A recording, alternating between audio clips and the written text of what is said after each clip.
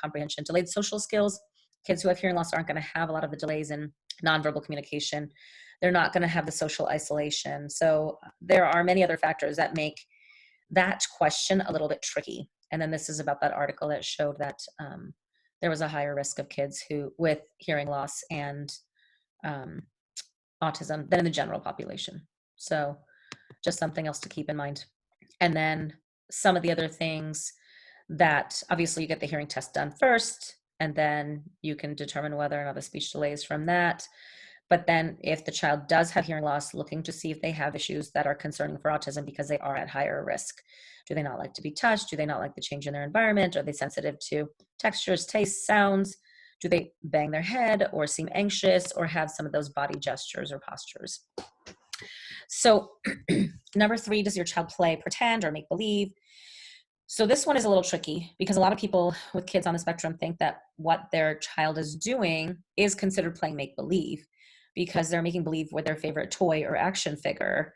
But when they're making believe with their favorite toy or action figure, they have to make believe it is something else. So that's what make believe is. So drinking from a toy cup, not a real cup. Eating from a toy spoon, not a real spoon.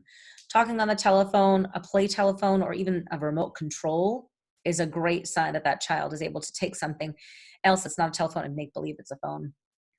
Playing with the dolls, pushing a car along a pretend road. So not just sitting there fascinated with the wheels, pushing the car back and forth and making sounds all day long. And so, I mean, these are things that you can understand and go over yourself. And then of course there's the additional, it has a lot more other things in it too for pretending to vacuum. Children at that age, they're between 18 and 24 months. They're mimicking what parents are doing. They're wiping the table. Those are those standard like Denver things that we talked about when we learned way back in the day. And so these children aren't typically mimicking in that same manner. They still may. A lot of their life can be mimicking, but it's one of the red flags if they're not. Does your child like to climb on things? Usually this is a pretty much a pass. Most kids are going to be climbing on things unless they have some gross motor delay.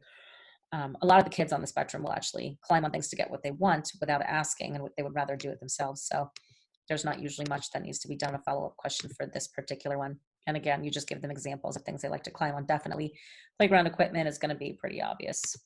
I hope you guys aren't seeing that next button on there. It's kind of annoying if you are. So let me know if you are. 5, does your child make unusual finger movements near his or her face? So this one is that tricky one that we were talking about earlier, in that if they're looking at their hands, if their hands are dirty or they're playing peekaboo, that's okay. But if they're flapping or staring at their fingers,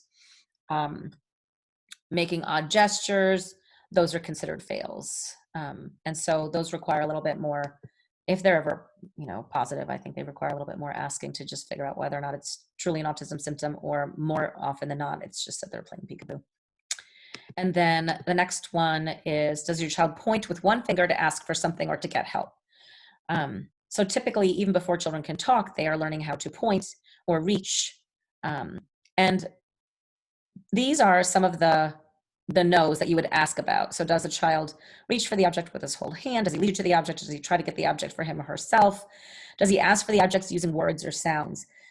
The important thing with this is that kids on the spectrum will lead parents, but they won't look at them. They won't say anything. They'll pull their parent to where they need to go and put their hand on the object. So there's a lot more to this communication. Majority of the time when it comes up as a false fail, it's when the parents say, well, he doesn't point with one finger, he points with his hand and looks at me and shows me what he wants. So, and then, so even though this says it's a pass with any of the above, I think leading you to the object is a tricky one, because they really need to be truly leading you, not just taking you there and forcing you to move in the direction that they want you to move. Number 7, does your child point with one finger to show you something interesting? A plane in the sky, a truck on the road, a bug on the ground. And typically what happens with these kiddos is that they're not wanting to share their interest. So they may be able to point at things, but they're not pointing at something to show you, which is the joint attention that is below average for these kiddos on the spectrum. They're just not appearing to want to share that joy with you when they're excited about something. So majority of the time, if they're not showing you anything, even if they can point, then that ends up being a fail. And if you go down to this, is this to show their interest, not to get help, is the key part of that flow chart there. Number 8, is your child interested in other children? If the answer is yes, obviously pass. If not, you want to ask them what they do around other children. Do they try to go to other children? Do they watch other children? Do they make noises and babble at other children? The two things that I highlighted some areas in purple over here because I want you guys to just kind of pay attention to this. So there's some areas on the follow-up questionnaire that even though they're there, I want you to take with a grain of salt, because watching another child may show interest and that may be considered a pass, but some of these kids on the spectrum will simply just watch and they will never approach, and they want to play. They're even excited about another child, but they won't approach them. Or they're very excited and they're way too far into the other child's personal space. So, some of these things, does your child act shy at first, but then smile? Okay, fine. But if they're just watching and acting shy and hiding or getting overly excited, that may, in my opinion, may not necessarily be a yes. But these are things that are definitely part of the MCHAT follow-up. And I think Dr. Fry is on here and he can kind of ping me and tell me if he disagrees with anything on the little chat. 9, does your child show you things by bringing them to you or holding them up for you to see, not just to get help, but to share? So this is another one of those joint attention, shared emotions things. So kids are always bringing things to their parents at this age to show them and share excitement with their parents. And so if they don't, that's pretty much consistently a fail. This one's not really rocket science. It's pretty much just that. Number 10, does your child respond when you call his or her name? So passing is looking up, saying something to you, stopping what he's doing or what she's doing. Failing is when they're in their own world. They don't realize that you're even calling them, or if you're calling them, they're just not really interested in responding to you.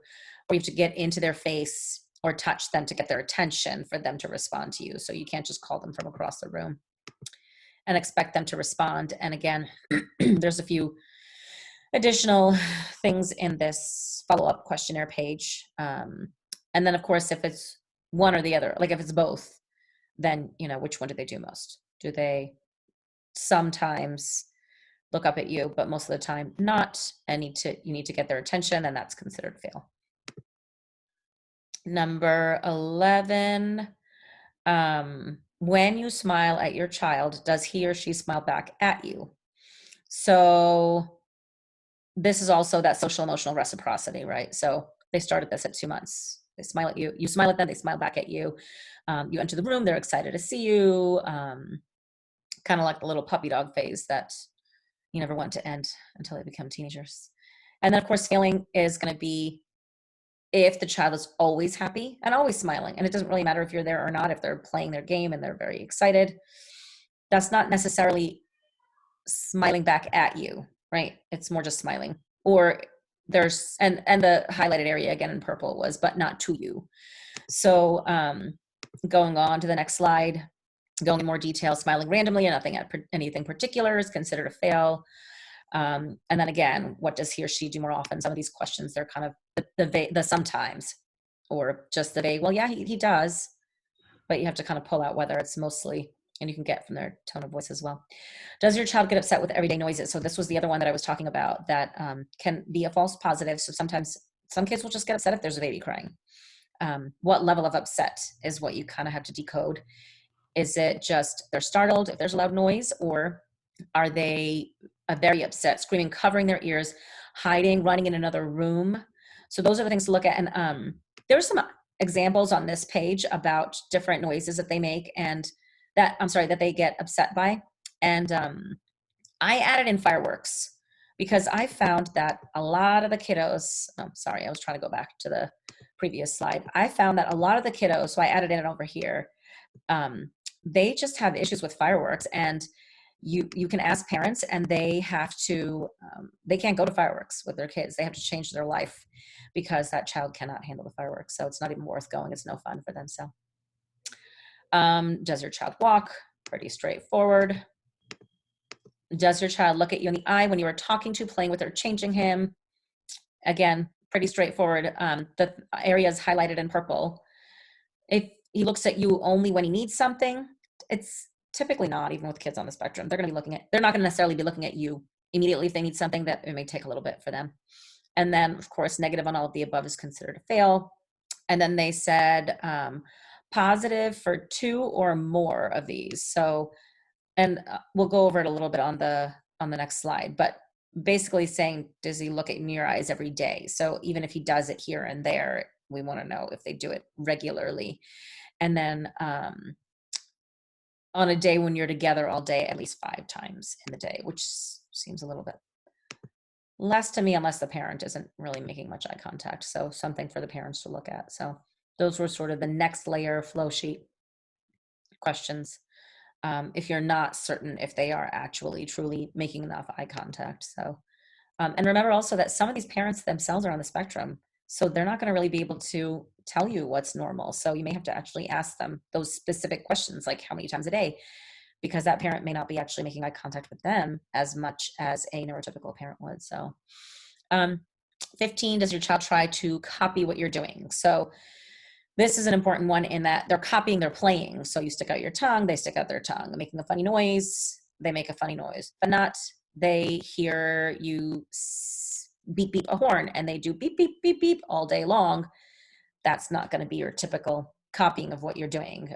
Clapping your hands, yada, yada, yada. You get the gist of it. So, and then of course, if they don't seem to be, and these typically don't come up as the true failures on the MCHAT failure, at least in my experience. So, but again, if it's not consistent where they seem to copy many of these things, then you have to really figure it out. If it's not more than 2, if it's not 2 or more or down in the flow sheet, then you're going to consider that a fail, basically. So, and then number 16, if you turn your head to look at something, does your child look around to see what you're looking at?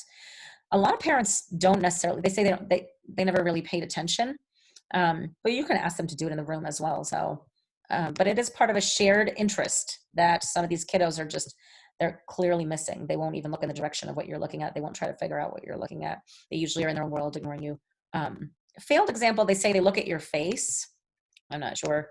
And here's that slide with the examples of what's failed and what's passed down in the flow sheet and stuff like that. They may be looking at your face to actually read your emotional reaction. So that one's kind of an iffy one. But again, you have to figure out whether or not they are really looking to see what you're interested in. So next one, number 17, does your child try to get you to watch him or her? All kids are going to do this. Even if they can't say the words, look or watch me, they're going to be like, and get your attention and, jump up and down and get you to look at them because they want praise. They want attention. So those kiddos that are not looking for that, again, in their own world, they don't really have any desire to have you enjoy what they're enjoying, that lack of social emotional connection. 18, does your child understand when you tell him or her to do something? So this one is, kids at 18 months should be able to clearly understand something basic like throw that in the garbage or go get your shoes. But parents may use gestures naturally. I'm from New York. I don't know how to talk without using my hands. I'm here right now talking with my hands, even though I have nobody responding to me and I'm talking to a screen. So parents may be making gestures just naturally without realizing it. So that's sort of the key is, do they do it without parent pointing or giving hands or showing or anything? Because they should clearly understand a one-step direction without needing a gesture. And then these are the follow-up questions. And you can ask them. These are things that you're going to have to ask them in the room. Parents are going to say, if you say, show me your shoe, they haven't done this, at home. So, but usually I haven't seen this one coming up very much because majority of the time I give them the example of, if you say, let's go to the park, do they run and go get their shoes and bring them to the front door? So you're not even telling them what to do, but they figured out what they need to do. Or, you're asking them to get something from the other room. If you ask them to get something from the other room, you're not really showing them exactly where it is and they come back and they bring it. They're understanding what you ask.